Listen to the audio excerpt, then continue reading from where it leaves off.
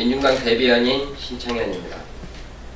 이재용 삼성전자 부회장의 삼성그룹 불법 승계 저지를 위한 민중당의 투쟁 계획을 발표하는 기자회견을 진행하겠습니다. 원래 민중당의 투쟁 계획은 이상규 민중당 상임대표께서 발표해 주시겠습니다. 그러면 이상규 상임대표를 모시고 민중당의 이재용의 불법 승계 저지를 위한 투쟁 계획 말씀을 듣겠습니다.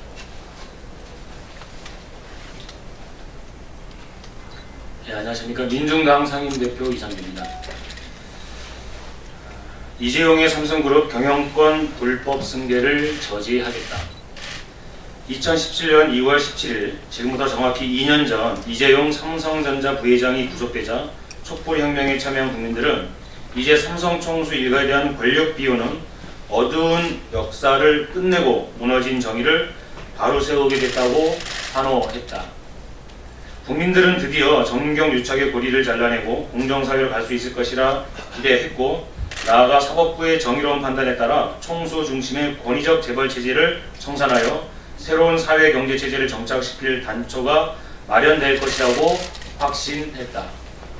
이것이 촛불혁명이 가리키는 한국 사회 개조 방향이라고 다짐했다. 하지만 2년이 지난 지금 그때 생각을 되돌아보면 우리의 이런 기대가 얼마나 순진했던지 통감하지 않을 수 없다. 법원은 이재용의 범죄 혐의 모두가 그의 삼성그룹 경영권 승계에 맞춰져 있었음에도 이를 인정하지 않고 감형하여 집행유예로 석방하였다. 문재인 대통령은 석방 뒤 짧은 기간에 독대를 포함하여 무려 4차례나 만나며 이재용 부회장으로 하여금 국내 투자와 일자리 창출, 경제 회복을 위한 국정 파트너로서 입지를 붙여줬다. 최대 광고주가 화려하게 부활하자 주요 언론과 포털은 일제히 이재용 경영 능력을 높게 평가하는 기사를 쏟아내고 있다. 비판하는 사람은 다수이지만 행동하는 사람은 소수로 전락했다. 다시 삼성공화국으로 돌아갈 것인가? 이재용 부회장이 한국 경제의 대들보라는 이미지는 권력 집단과 사법부, 미디어가 만들어낸 상징 조작의 결과일 뿐이다.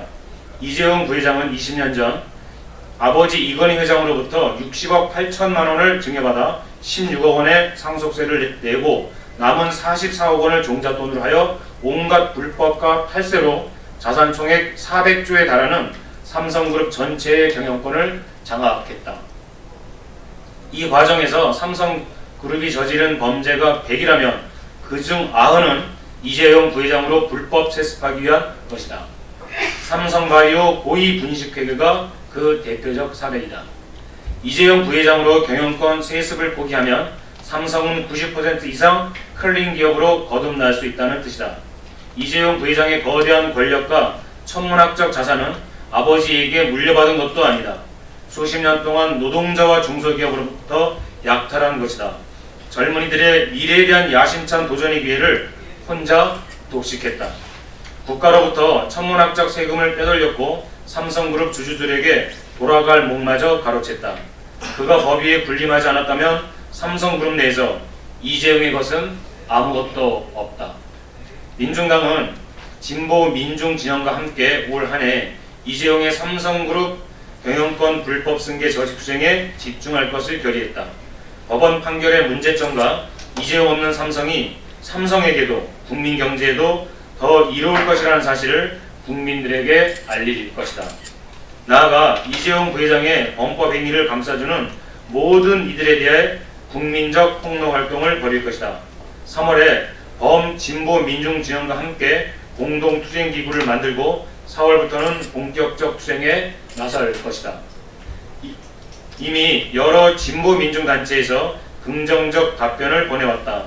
특히 상고심 개시 이후 대법원에서 이재용 경영권 승계 작업을 위한 뇌물공여 혐의로 유죄 판결이 나도록 국민운동을 벌일 것이다.